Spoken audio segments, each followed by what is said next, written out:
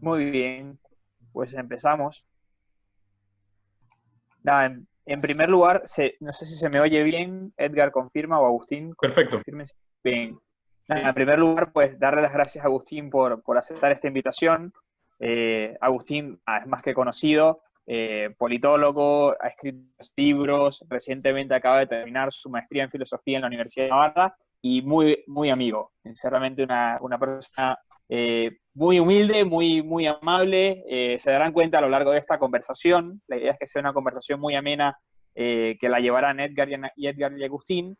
La razón de esta conversación es un poco formar sobre los temas que Agustín ha trabajado con muchísima profundidad y que sigue trabajando cada vez con más seriedad y con mayor profundidad académica y filosófica. Y la razón de ello es que ciertamente en Venezuela, que es donde son la mayoría de ahorita, pues todavía no hemos empezado a vivir las consecuencias directas de la revolución sexual y de los movimientos de ideología de género, pero de alguna manera esos momentos llegarán. Y la idea es que Agustín pues, pueda un poco estar en esta hora que tendremos con él y prepararnos un poco para lo que se nos viene.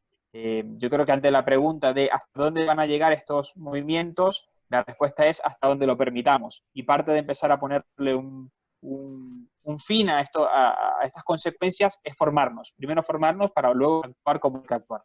Entonces, nada, yo cierro esta introducción haciéndole inmensamente a Agustín su participación aquí. Le dejaré la palabra a Edgar, que es también filósofo, recientemente acaba de terminar su carrera y pues nada más. Le dejo entonces la palabra a Edgar. Edgar, si estás con nosotros.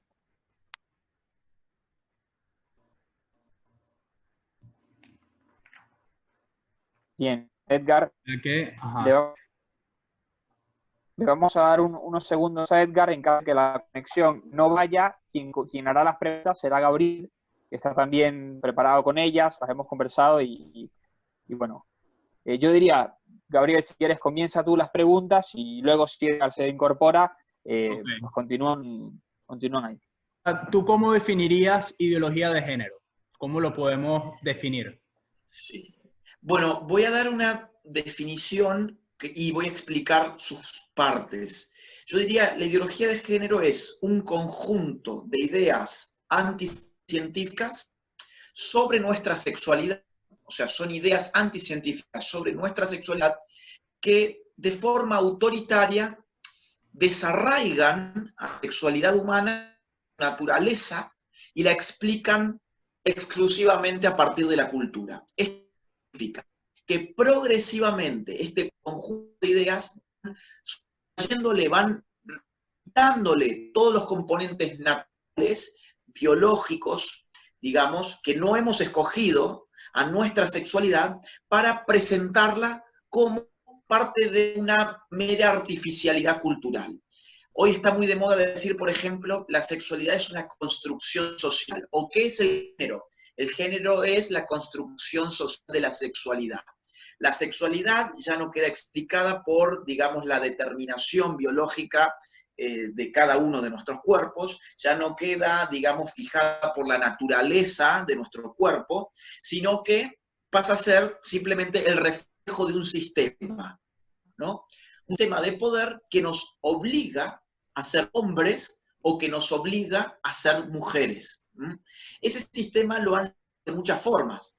Lo han llamado heteropatriarcado, falocracia, heteronormatividad, machismo, digamos, tienen muchos tipos de nombres y los van intercambiando, algunos son más pomposos que otros, pero todos remitirían más o menos a lo mismo, que es que nuestra sexualidad estaría determinada no por nuestra naturaleza, sino por un orden cultural y unas relaciones de poder que nos han obligado a los hombres a ser hombres y a las mujeres a ser mujeres.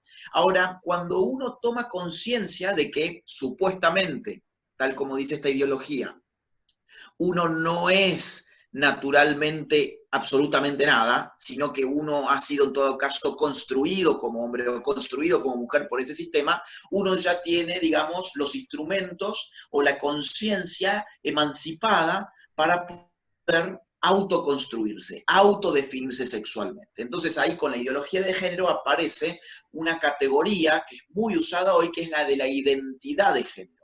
Mi identidad de género puede ser totalmente contraria a mi realidad natural y lo que va a predominar según la ideología de género no es mi realidad natural, sino que es mi autopercepción, que en última instancia es la que define mi identidad de género. Con lo cual, si yo, por ejemplo, ¿no? Digamos, yo soy un hombre de 31 años, me llamo Agustín, pero yo digo que en verdad yo me siento una mujer, bueno, eso es lo que predomina hoy en día en los estados donde la ideología de género ha dominado el espacio público. Hoy, digamos, las personas son definidas no por su realidad, sino por su fantasía, por su autopercepción. Entonces, la ideología de género, digamos, ¿por qué dije que era necesariamente autoritaria? Porque la imposición de las fantasías de minorías minúsculas necesariamente necesita, valga la redundancia, necesita de un poder coercitivo atroz. Para volver hegemónica la fantasía de minorías minúsculas necesitas un poder coercitivo atroz, una ingeniería social sobre la mente de los más niños a través de currículas escolares que vayan adoctrinando y preparando a esta juventud que viene, ¿no? Y que hoy son niños, pero que ya están en camino, digamos, a en breve terminar liderando nuestras sociedades, que tengan una, digamos, visión totalmente deformada de lo que es la sexualidad humana, que también se necesita, digamos, un sistema que manipule a todos los medios de prensa y los controle en el sentido de que todos bajen este mismo dogma, que es casi un dogma religioso, y se necesita obviamente leyes coercitivas que vayan, digamos, penando, que vayan, digamos, ejerciendo la fuerza del Estado sobre las personas que no se ajustan a esta ideología. Les comento 2 o 3 casos muy rápidamente para que ustedes vean que esto no es simplemente un club de chicos que, bueno, tendrán derecho a autopercibirse como quieran, no es mi problema es cuando el Estado convierte su autopercepción en una política pública.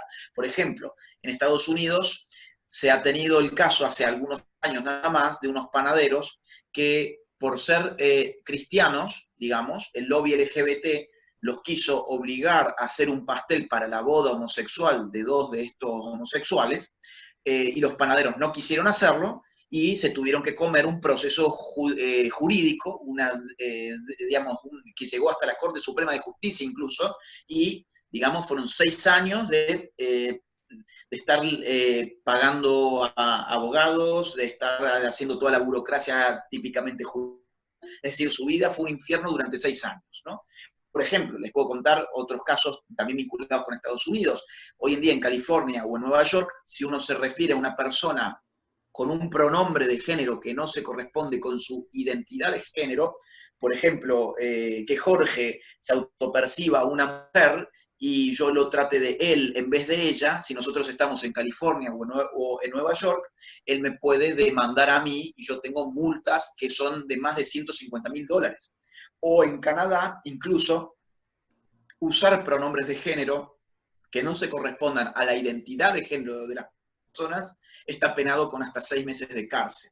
Es decir, nada de esto es gratuito, son siempre imposiciones que van de arriba abajo, pero se camuflan bien con frases muy simpáticas como la inclusión, la diversidad, la tolerancia y todo esto que está, bueno, y los colores arcoíris y los derechos de las minorías y todo esto que obviamente es mucho marketing político, pero cuando uno va a contrastar la realidad se va a dar con que detrás de eso hay, digamos, hay un autoritarismo atroz y que va casi hacia un totalitarismo. Pero bueno, no quiero tomar más tiempo, digamos, con esto, así podemos seguir para la próxima pregunta.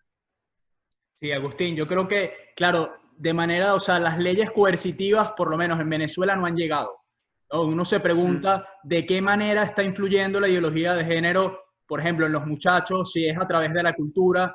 Yo creo que hay primero como una especie de aceptación cultural, ¿no? En que uno va diciendo, va aceptando ideas que te dan las series, que te dan las películas, y cuando llegan todas esas leyes coercitivas, como que uno las acepta. No sé, nosotros, si en Venezuela no estamos con esas leyes todavía, ¿de qué manera nos afecta a nosotros? Sí, efectivamente hay todo un proceso previo, ¿no? Hay una guerra cultural en ciernes que no se da en primer término en el espacio político, en la arena política. La arena política hoy en día es casi una consecuencia de batallas culturales que ya han concluido o que ya han tenido efectos significativos. Entonces, digamos, hoy en tu país puede no estar legislada la agenda de género, pero en el marco de la globalización, en Venezuela, supongo yo que, digamos, podrán tener acceso a películas como en cualquier otro tipo de país, a teleseries como en cualquier otro tipo de país, a los flujos académicos de moda como en cualquier otro país, bueno, con algunas limitaciones a Internet y todo lo que hay dando vueltas por Internet. Y efectivamente ya, digamos, que es, por ejemplo, la industria de entretenimiento infantil ha adoptado la agenda de género y hoy sustrae, digamos, de esos influjos culturales perversos, es prácticamente imposible. Digo, te pongo, viendo diarios locales, encuentro una noticia que dice que Nickelodeon por primera vez habría confirmado que en verdad Bob Esponja es homosexual, ¿no? Entonces, bueno, esos pequeños detalles en verdad no son pequeños, sino que están en el centro de una agenda que cristaliza culturalmente en los productos industriales de masas culturales. Entonces, por ejemplo, Disney en París, este parque, digamos, que imita los parques de Estados Unidos, en París el año pasado tuvo, en el marco del mes, porque ya ni siquiera es un día, ya es un mes entero, del orgullo gay, bueno, los desfiles homosexuales en el propio parque de Disney París. O, por ejemplo, ya tenemos personajes en Disney que son lesbianas, o que es una princesa que rechaza al príncipe porque eso sería, digamos, un guión machista, ¿no? Entonces, todo esto está llegando muy fuertemente a la industria cultural juvenil y propia de la niñez, y también, obviamente, todo lo que son series para adultos. Por ejemplo, Black Mirror. No es una casualidad para mí que, bueno, siendo Black Mirror una de las series más premiadas de Netflix, más exitosa de Netflix, el capítulo más premiado y más visto de toda esa serie, que tiene, si mal no recuerdo, 6 temporadas, es el capítulo que más contenido de género, cuyo título es San Junipero, si mal no recuerdo, que cuenta la historia de dos lesbianas. No voy a contarles ahora de qué viene la cosa, pero es el capítulo que más se vuelca hacia la ideología de género, justo el que ha recibido un premio. Por ejemplo, vamos a ver los premios de Hollywood de los últimos años. Se me viene a la mente La forma del agua, esta película que tuvo el premio a la mejor película, no de este año, sino donde nos historia, digamos, de una mujer muda que se enamora de un mal, de una especie de mutación entre una especie de hombre rana, ¿no? Era como una rana, como un anfibio humanoide, digámoslo así, y donde se dan escenas sexuales y hay toda, incluso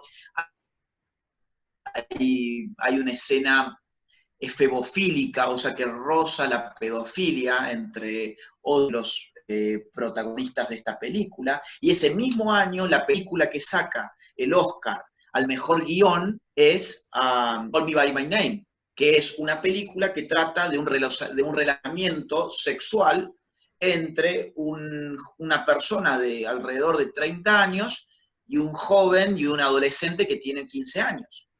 Entonces, para que vean ustedes, digamos, les doy algunos ejemplos que se me vienen ahora a la mente, y que no involucran al Estado todavía, digamos, que no involucran al Estado, pero sí involucran a la cultura que nosotros consumimos todos los días. Y eso va, evidentemente, generando, digamos, todo un terreno cultural de aceptación para que en el momento de legislar este tipo de leyes, estas leyes pasen, digamos, como quien se toma un vaso de agua, ¿no? O sea, pasen fluidamente.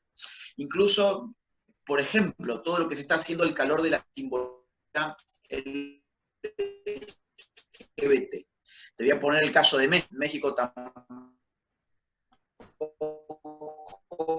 hay en la mayoría matrimonio homosexual. Ahora han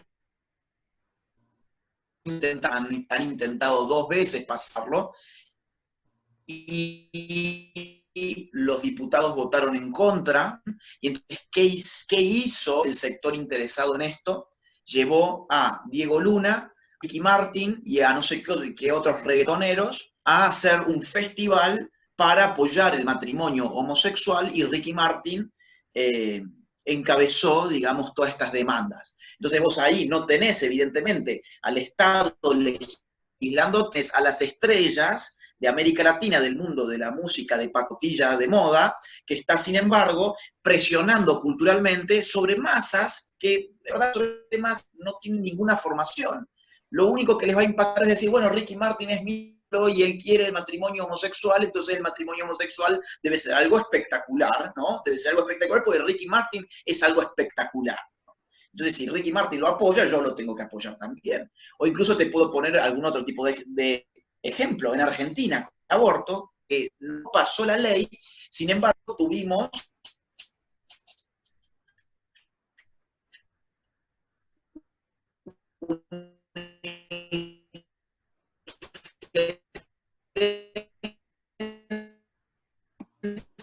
directa de Netflix en nuestras redes, por ejemplo, ¿no? Entonces, acá hay un lobby internacional, sin lugar a dudas, que este legislado va dando una batalla cultural para que en algún momento se legisle sobre esta agenda de género.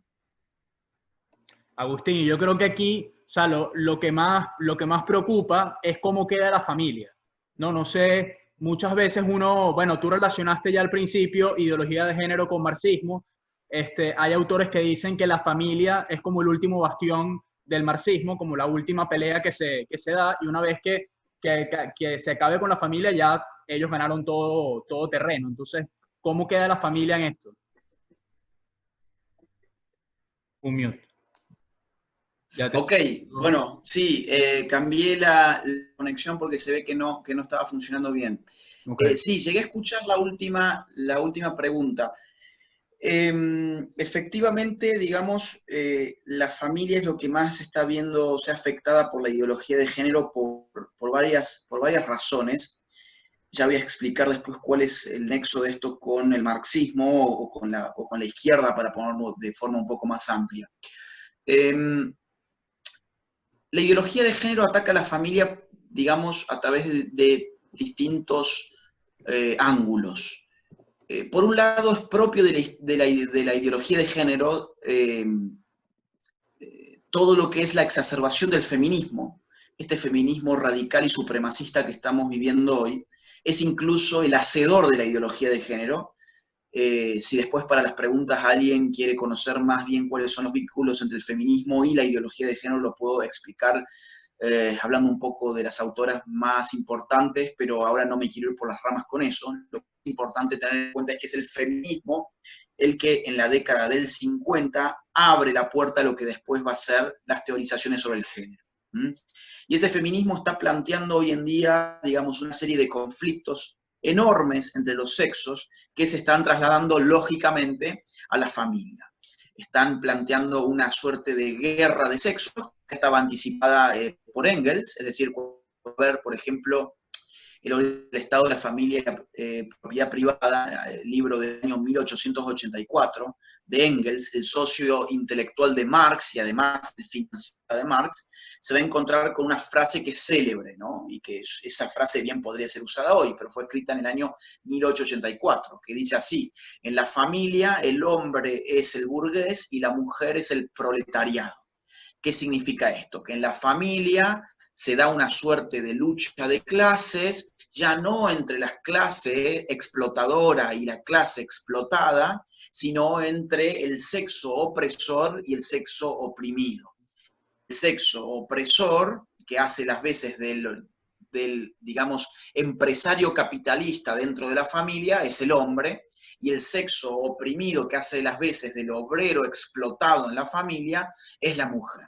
Esto es, digamos, hoy la base del mismo discurso que está manejando el feminismo, este discurso de opresor oprimido, ¿no? Blanco-negro, dialéctica pura, y que está llevando conflictos directos al relacionamiento de las parejas y al relacionamiento fundamentalmente de los matrimonios, pero no solamente de los matrimonios, sino también al relacionamiento de los padres con los hijos y de los hijos con los padres.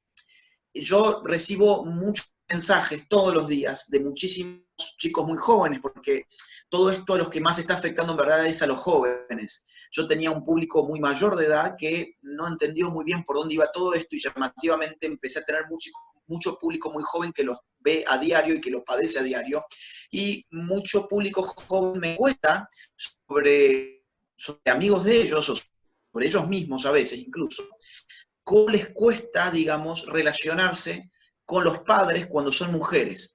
¿Por qué, por ejemplo? Bueno, porque ya están siendo penetradas por un discurso que les dice que todos los hombres son una basura, que todos los hombres son unos explotadores y que es básicamente, digamos, la lucha feminista la que tiene que erradicar ese poder patriarcal que cristaliza la familia en la figura del padre. Entonces, la relación padre-hija hoy está totalmente complicada. La relación hermano-hermana también está complicándose a raíz de estas ideologías. Y la relación entre, digamos, hombres y mujeres de relativa baja edad, digamos, entre adolescentes, también está siendo alterada por esta guerra de sexos que están impulsando ideológicamente. Les voy a poner un ejemplo. En Costa Rica, en la materia de educación sexual integral, les enseñan a los jóvenes que los factores que determinan la violencia en su país son 3. El microtráfico de drogas, la segregación urbana y, en tercer lugar, la masculinidad.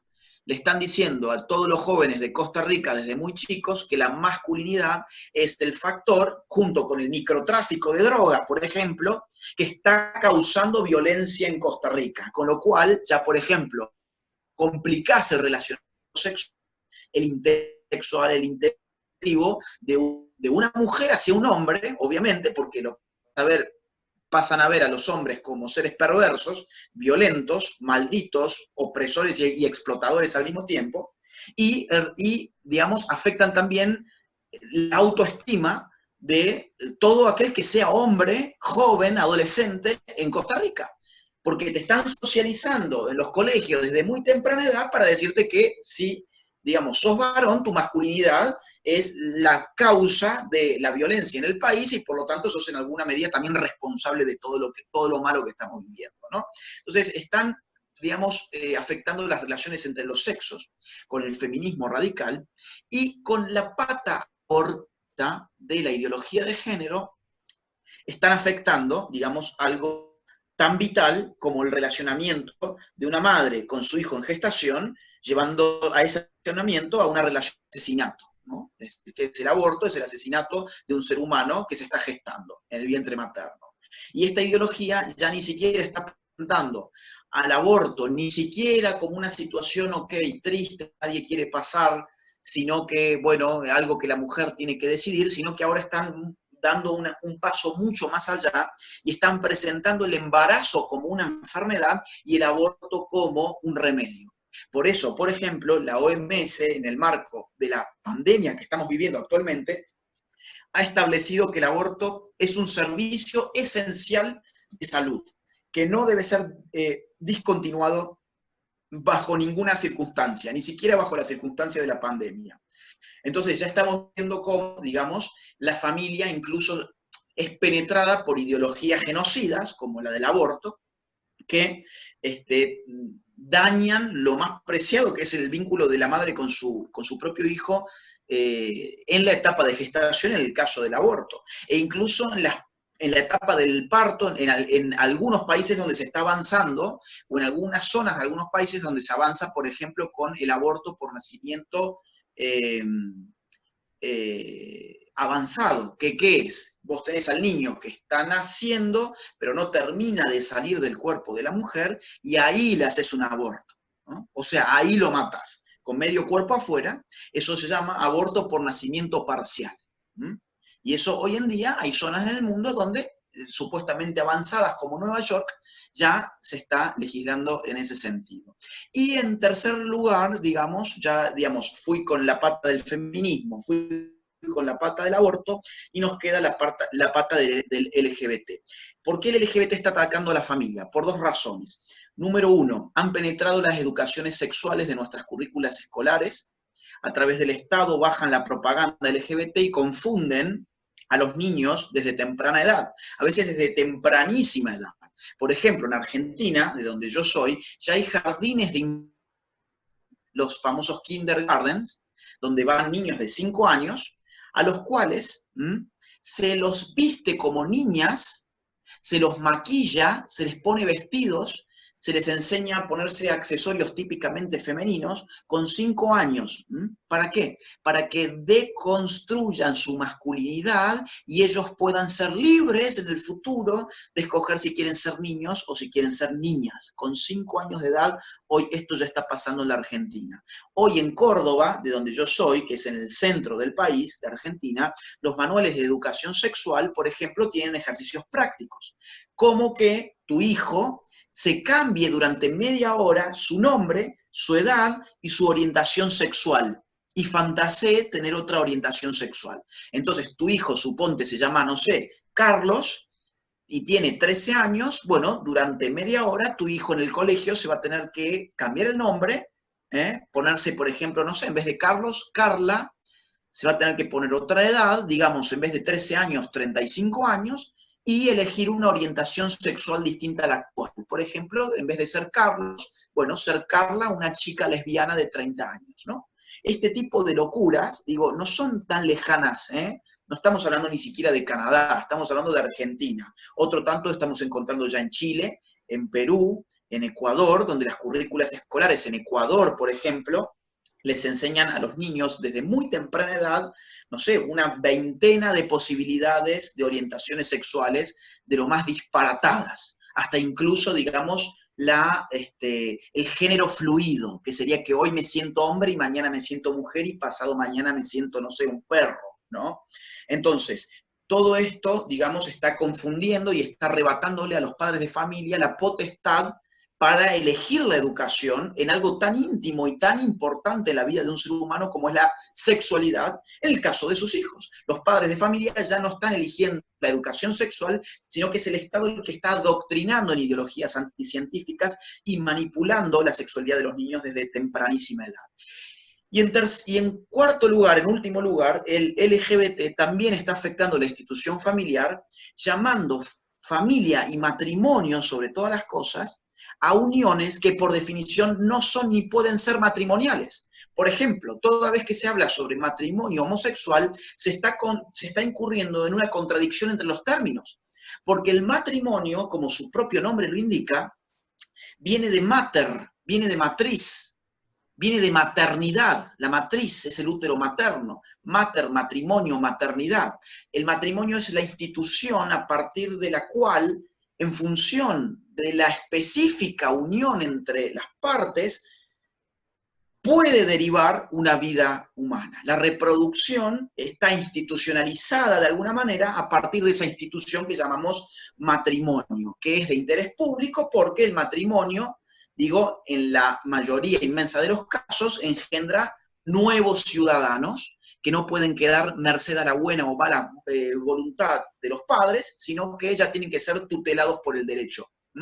Entonces, por eso el matrimonio es una institución pública porque tiene consecuencias públicas, que es la reproducción de nuestra especie, o en términos políticos, de nuestros ciudadanos. Entonces, ¿qué viene a ser un matrimonio homosexual? Es una contradicción en sus términos, porque allí la reproducción no es posible, sino que es esencialmente imposible. Entonces, donde la reproducción es esencialmente imposible, bueno, podemos hablar de matrimonio, no puede haber maternidad. Ahora, ustedes pueden... ¿Y qué pasa con una pareja heterosexual que es infértil, por ejemplo? Bueno, eso es una excepción a la regla. La regla en el matrimonio es que se concibe como una unión a partir de la cual existe la potencialidad de la maternidad. Ahora, en la unión homosexual, otra vez, no existe ninguna potencialidad de maternidad. existe la imposibilidad de la maternidad. Pero ¿qué ocurre? Llaman matrimonio lo que no es matrimonio porque empiezan a generar la idea de las familias plurales que termina habilitando la adopción homosexual, que es contraria a los intereses de los derechos del niño, porque la adopción, vamos a ver que esto es importante, la adopción es un derecho del niño a ser adoptado. ¿Qué es el derecho a ser adoptado? Es el derecho a que se te restituya como niño aquello que has perdido. ¿Qué has perdido? ¿Qué ha perdido ese niño en calidad de ser adoptado? A papá y a mamá. No ha perdido a papá y a papá, porque no viene de papá y papá. No ha perdido a mamá y a mamá, porque no viene de mamá y mamá. Perdió a papá y perdió a mamá. El derecho a adoptar está subordinado al derecho a ser adoptado, que es un derecho superior, es un derecho de máximo interés. Ahora, ¿qué se ha vuelto derecho a adopción? El derecho a tener una mascota. Hoy parece ser que, bueno, los que tienen el derecho a adoptar, como quien va, ¿no?, a un negocio a seleccionar un perrito al cual uno pueda realizarse con él, digamos, en clave filial. No, bueno, la adopción no tiene esa función social. Está todo pervertido y entonces, obviamente, la institución de la familia va perdiendo su sentido tradicional, que es el único, por otra parte, que puede tener como institución que reproduce a la sociedad. Agustín, y aquí, bueno, aquí hay varios padres de familia y varios profesores que han preguntado qué hacer antes de que todo esto llegue para acá, en forma de leyes, ¿no? ¿Qué hacer? Lo que yo creo que lo que hay que hacer es prepararse para lo que va a venir. Y para eso hay que entender lo que está pasando en el mundo, hay que formarse desde ya, hay que transmitir toda esta información, hay que hacer lo que ellos hacen dando su batalla cultural a través de Netflix, Hollywood, las grandes universidades. Bueno, nosotros no tenemos nada de todo eso, pero por lo menos tenemos hoy, en cierta medida, Internet, y es lo que estamos haciendo hoy en este momento. Entonces, ¿qué se puede hacer? Empezar a fomentar el boca a boca, ¿no? Empezar a hablar con la familia, hablar con los amigos, hablar con los compañeros de trabajo, ir generando anticuerpos para que cuando esto llegue, la gente nuestra también tenga, digamos, ya el conocimiento de lo que está pasando y los incentivos para poder salir a frenar la agenda esta en Venezuela, como sí se ha logrado en algunos países, como Perú, por ejemplo. En Perú salieron millones de personas con la consigna, con mis hijos no te metas, y pudieron frenar, no sé, más de 7 leyes de género, gracias a haber salido. O en Argentina, donde salimos millones de personas a marchar en el año 2018 y frenamos la ley del aborto. Agustín, y aquí preguntan, tú que eres católico, ¿cuál crees que es nuestro papel como católicos? ¿Cuál es el papel de la Iglesia Católica y de los laicos? Bueno, sí, a ver, yo creo que nosotros hemos estado viviendo digamos, bajo el imperio de una ideología que podríamos llamar laicismo. A nosotros nos han hecho creer, no en el Estado laico, sino en el laicismo, que es otra cosa, ¿no? Nos han hecho creer que nuestras convicciones religiosas, nuestras creencias, nuestra fe, no puede tener ningún rol en el Estado público. Yo tengo que esconder mi fe debajo de la cama prácticamente, ¿no? O sea, hay gente que puede salir orgullosa, porque hoy ustedes saben que el orgullo es algo tan banal que está reducido a con quién te acostás. La bandera del orgullo, porque ya ni siquiera es la bandera del orgullo gay, hoy es la bandera del orgullo. Hoy el orgullo es simplemente una función de con quién te acostás. Y eso puede inundar el espacio público. Ahora, si vos estás orgulloso de tu fe, no, eso ya no lo podés decir en el espacio público. Eso sí, metelo en el closet. El orgullo es salir a contar con quién tener relaciones sexuales. Ahora, si crees en Dios, escondete en el closet. Hoy eso es lo que estamos viviendo. Ahora, una cosa es el Estado laico, que defiendo el Estado laico ¿en qué sentido? En que entiendo que las sociedades modernas no tienen una base religiosa uniforme y que en una misma sociedad conviven distintos credos.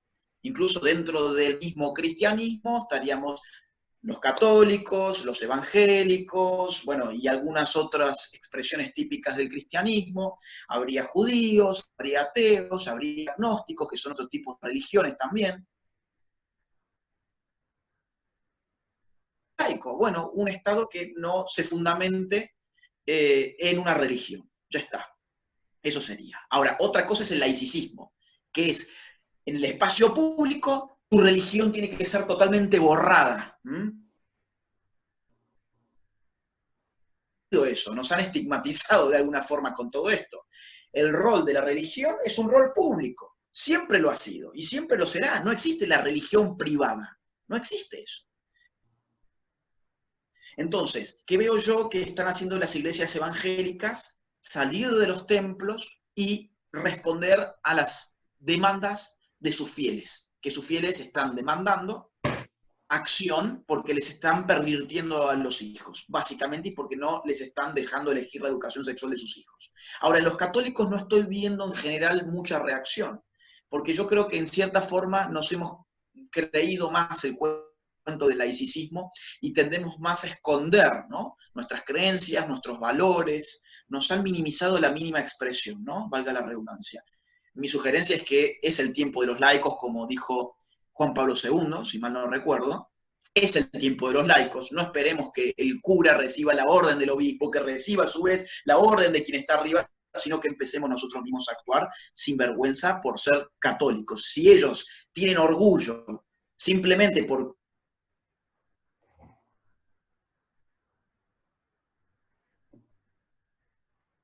a quién se llevan a la cama, cuánto orgullo más nosotros tendríamos que ser.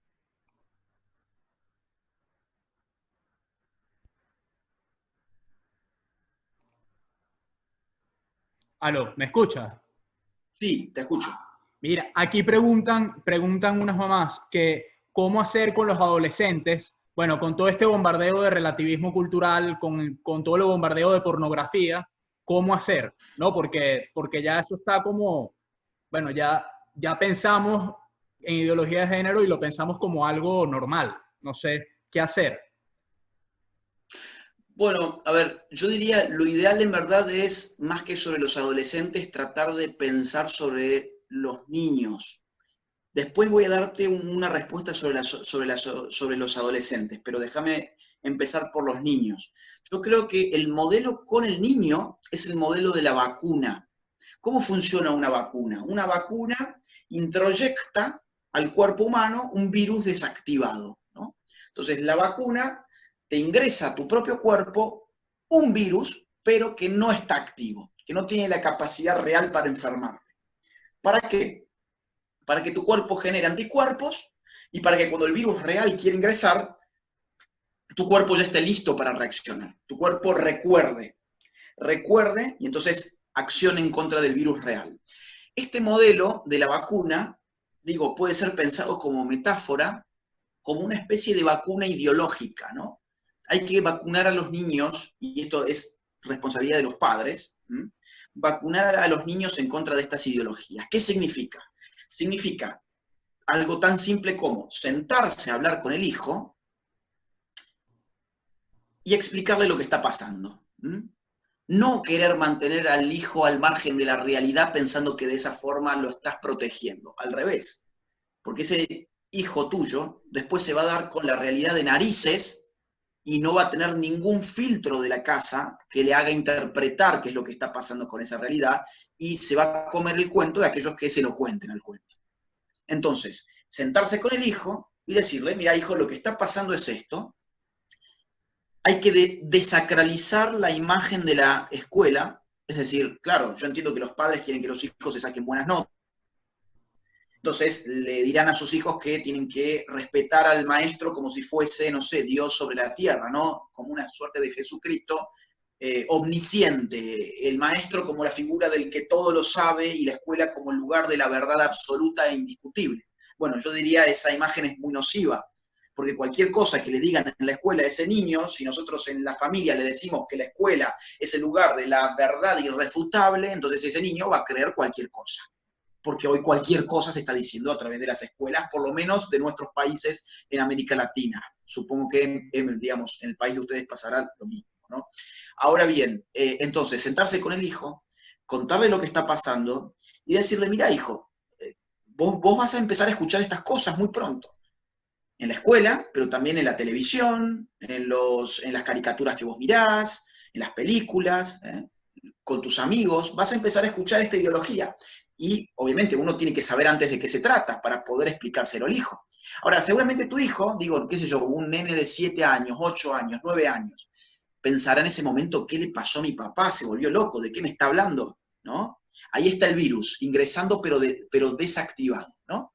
Ahora, ese virus genera un anticuerpo que ¿cómo se manifiesta? En el momento en que un profesor venga a decirle a tu hijo que él puede ser una nena, por ejemplo, o que el amor es el amor y entonces hay que apoyar todo tipo de relacionamiento sexual, por ejemplo, y hay que celebrarlo más que apoyarlo, hay que celebrarlo y hay que vivenciarlo en muchos casos.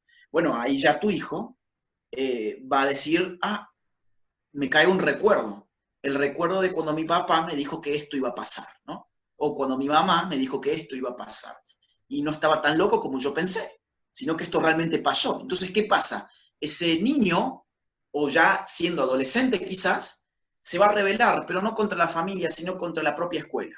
Y entre que se rebele contra la familia o contra la escuela, mejor que se rebele contra esta última. Entonces ahí va a empezar a cuestionar. Y ahora sí llego al punto del adolescente. ¿Cuál es la única salida para un adolescente? Hacerle ver que esto no es revolucionario, que esto del género no es revolucionario, no es espontáneo, no es liberador, sino todo lo contrario. Es parte de una agenda global con muchos recursos financieros, políticos y coercitivos. Es parte de un establishment cultural que va desde Netflix, pasa por Hollywood y llega a Disney. Y tiene tomado Warner, y tiene tomado Universal, y tiene tomado la Fox, y tiene tomado prácticamente todos los grandes medios de prensa del mundo. Tiene tomado a las redes sociales. Digo, hoy Facebook te baja el canal si sos duramente crítico contra estas ideologías. Hoy YouTube te baja también de su red. Facebook lo mismo, Twitter lo mismo, Instagram lo mismo. Entonces, cuando vos a un adolescente que tiene toda esta cosa de rebeldía propia de la adolescencia, le haces ver que en verdad lo rebelde no es apoyar esta ideología, sino que lo rebelde es estar en contra de esta ideología y que la resistencia está en este sector de la batalla y que los que estamos dando una lucha de abajo hacia arriba somos nosotros y los que están haciendo ingeniería social de arriba hacia abajo son ellos. Ahí, si tenés suerte y ese adolescente tiene un poco de sentido crítico, se da vuelta. Se da vuelta porque dice, sí, yo no quiero ser una pieza más de una agenda que me hicieron creer que era revolucionaria, ¿no? Cuando vos le haces ver a ese adolescente, por ejemplo, a ver, vos sabés, por ejemplo, que Sprite está haciendo publicidades con el feminismo, o que la marca Gillette para afeitarse, ¿no? Está haciendo publicidades con feminismo, o que Starbucks apoya el LGBT, el aborto. Cuando uno ve que estas multinacionales apoyan todo esto, digo, la gran pregunta sería, ¿desde cuándo Starbucks hace una revolución, no? ¿Desde cuándo la revolución viene desde Coca-Cola? No, obviamente, no hay ninguna revolución. Hay intereses económicos, políticos y geopolíticos de una agenda global. Entonces ahí el adolescente, ¡pum!, se da vuelta a través de la rebeldía. Por eso, y ya cierro con esto esta parte, el laico católico, que está muy acostumbrado a dar la otra mejilla, bueno, está bien, dar la otra mejilla, pero también hay que insulfar nuestra propia acción, nuestra propia militancia, con un poco más de rebeldía y un poco más de épica, ¿no? Con un poco más de incorrección política y sin tanto miedo, por ejemplo, a ofender. Hoy la gente se ofende de cualquier cosa. Y yo veo que muchos católicos tienen mucho miedo a decir cosas porque no vaya a ser que el otro se ofenda. Ahora, lo que tiene que ser dicho es siempre la verdad. Se ofenda a quien se ofenda. Tenemos que decirlo con educación, sin ánimos de ofender, pero si la gente se ofende con una verdad tan esencial como que un hombre es una mujer y una mujer es una mujer, bueno, ya no es problema nuestro, ¿no? Entonces, eso, llamativamente, a los jóvenes les despierta una chispita de rebeldía, ¿no? Ah, ¿cómo que no puedo decir que un hombre es un hombre y una mujer es una mujer? Entonces lo voy a decir, ¿no? Entonces, si no puedo, lo voy a hacer. Y creo que hay que jugar un poco con eso en la adolescencia. Mira, Agustín, creo que eso es importantísimo, comprender, pero, bueno, ser personas con convicción, ¿no? Y defender nuestros principios. Creo que eso es clave para el papel de los laicos en la iglesia. Y bueno, y creo que muchos católicos lo hacen y lo están haciendo, pero a veces suenan más los que no, ¿no? Mire, ya la última pregunta para ir terminando. No sé si nos podrías hablar un poco de cómo podemos formarnos más en este tema. Bueno, para después hablarle a los chamos, a los estudiantes, qué leer, qué estudiar, qué nos recomiendas. Bueno, digamos, el escalón más bajo de la formación estaría dado por los videos que uno puede encontrarse en Internet. Uno puede empezar por ahí, pero si después uno quiere profundizar, sí debería, digamos, dar un salto hacia la lectura. Ahora, ¿qué videos ver? Eso también es importante, ¿no? Es decir, no es que, bueno, veo cualquier video y ya está. Hay videos que duran 5 minutos. Te explico la ideología de género en 5 minutos. Y fíjense que nosotros llevamos hablando 1 hora y 5 y apenas pudimos más o menos formar una idea muy general, sin meternos a ver el tema de los autores, sin meternos en un montón de subtemas que tiene la ideología de género, sin meternos en el terreno de las perversiones como la pedofilia, la zoofilia, el incesto, que son otros de los puntos de la agenda de género. Con lo cual, claro, verán ustedes que si ven videos que dicen en 5 minutos te explico qué es la ideología de género, bueno, lo veamos, pero no pensemos que por ver los 5 minutos de ese video vamos a tener una comprensión acabada del tema. Entonces, empecemos de menos a más. ¿Te querés ver el video de 5 minutos? Bueno, mírate el video de 5 minutos. Pero después, animate, por ejemplo, con una conferencia. Hay muchísimas conferencias mías que están subidas en YouTube. Entonces, son de acceso totalmente gratuito. Y son conferencias, digo, ya uno tiene que ver entre 1 hora y 2 horas de video. Y mi recomendación es siempre con un lápiz y un papel en mano para ir tomando nota. Es decir, esto no es entretenimiento. No lo vivamos esto como quien está mirando una serie de Netflix. No, esto es formación. Esto vivámoslo más bien como quien va a la escuela. Hay que aprender, hay que formarse. Y bueno, uno cuando va a un aula, a una clase, ¿qué hace? Toma nota. Bueno, acá hagamos lo mismo. Tomemos notas porque no tenemos una memoria de disco duro, no, tenemos una memoria humana y las cosas se pierden muy rápidamente, ¿no? Entonces, dejemos anotadas esas ideas, entonces las podemos repasar, podemos ir articulando mejor el mapa conceptual y nos animemos con las conferencias. Cuando ya hayamos visto una cantidad de conferencias que nos permiten tener un conocimiento, digamos, un poco mayor que el de ese videíto de 5 minutos, y si nos animamos, pasemos a una lectura sobre el tema. Hay algunos libros, yo voy a recomendar 3 o 4. Les voy a recomendar uno que se llama Atrapado en el cuerpo equivocado, Atrapado en el cuerpo equivocado, de Pablo Muñoz Iturrieta. Es un libro que lo consiguen, bueno, por Amazon seguramente. Les va a dar una visión mucho desde la psicología y la psiquiatría, es decir, cómo se relaciona toda esta agenda de género con la psicología, por ejemplo, de los niños, ¿no? Cómo, por ejemplo, la adopción homosexual no es aconsejable desde un punto de vista psicológico, por ejemplo. Por ejemplo, cómo en verdad un transexual o un transgénero es una persona que tiene muchos problemas psicológicos y psiquiátricos. No es cierto que sea, digamos, parte de la normalidad que una persona no se sienta identificado con su cuerpo biológico. Es una anormalidad. Y decir esto hoy, por ejemplo, en Argentina está penado. Yo tengo causas contra el Estado, digamos, el Estado argentino a mí me ha hecho causas por decir cosas como estas, ¿no? A pesar, bueno, en ese libro van a encontrar un montón de referencias científicas. Luego les recomiendo, bueno, el libro negro de la Nueva Izquierda, que es el libro que escribí yo que escribimos con Nicolás Márquez. Es un libro que ya tiene 4 años. Es un libro que plantea cuáles son los puntos de contacto entre la izquierda y la ideología de género, a través de los autores de género más contemporáneos, y analiza el feminismo por un lado y el lobby de LGBT por el otro. Este es un libro más propio de ciencia política, digamos. El libro de Pablo Muñoz Iturrieta es un libro más bien desde psicología y psiquiatría. Y hay un tercer libro que es muy bueno, que se llama La Revolución Sexual Global, de Gabriele Kubi, K-U-B-Y. Gabriele Kubi, una socióloga alemana, La Revolución Sexual Global. Ese libro se los recomiendo porque está planteado desde un punto de vista geopolítico. O sea, van a encontrar cómo se ha armado esta agenda internacional, cómo operan los organismos internacionales, cómo hay una agenda globalista que está bajando como políticas públicas sobre nuestros estados-nación este conjunto de absurdos.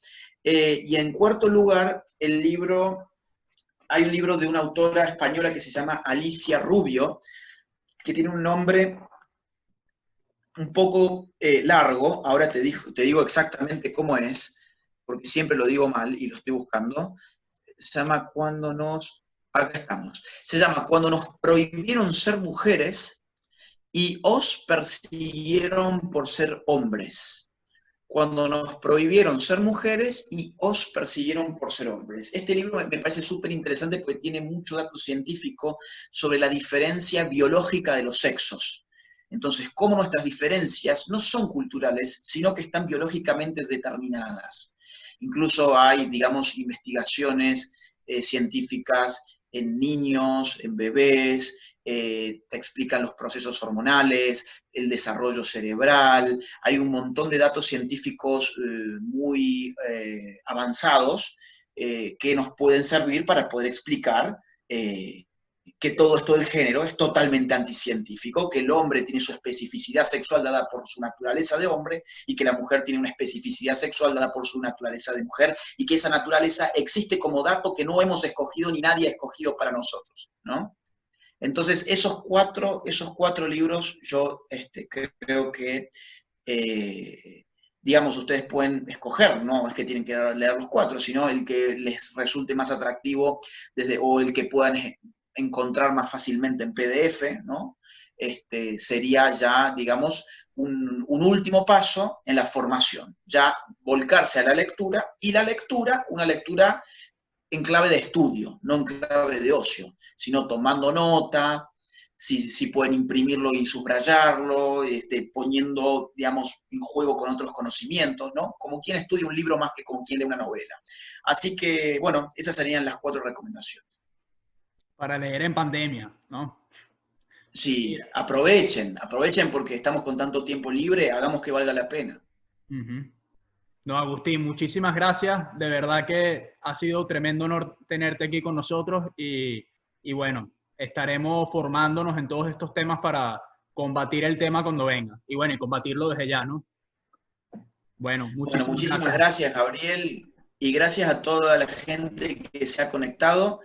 Y qué bueno, un último mensaje es: aprovechen que ustedes, llamativamente, entre todo lo malo que le está pasando a su país, por lo menos, digamos que están a tiempo para que esto no los agarre desprevenidos. Ya tienen la experiencia de lo que está pasando en el resto de América Latina para saber cómo se teje todo esto, cómo te imponen todo esto y cómo termina afectándonos todo esto. Ustedes tienen la ventaja de que en Venezuela todavía esto no se ha impuesto, entonces les da tiempo a prepararse. Nosotros en Argentina no hemos tenido tiempo para hacer absolutamente nada porque fue el primer país donde todo esto se metió en América Latina y así nos han reventado, nos han destrozado culturalmente. Ustedes puedan estar listos para la lucha que va a venir, que no va a ser una lucha fácil y que va a seguir siendo una lucha en favor de la libertad, porque la ideología de género aplasta también la libertad, no económica, pero sí aplasta la libertad religiosa, la libertad de educar a tus hijos en los valores de su propia familia, la libertad de cátedra, la libertad académica, la libertad de expresión, son todas libertades que uno las va perdiendo de a poco y no se siente quizás tan fuerte como la libertad económica, porque cuando perdés la libertad económica te empobreces y lo sentís materialmente, pero créanme que tampoco es nada lindo andar perdiendo la libertad religiosa, la libertad de culto, la libertad de educar a los hijos conforme a los propios valores, la libertad de cátedra, la libertad de expresión. Así que ustedes están a tiempo para esa lucha que va a seguir a la, espero que sea pronta, caída de Nicolás Maduro. Un fuerte abrazo para vos, Gabriel, para toda la gente. Gracias, y también para mi amigo Jorge. Igual, muchísimas gracias. Excelente. Gracias. Muchas gracias. Chao, chao.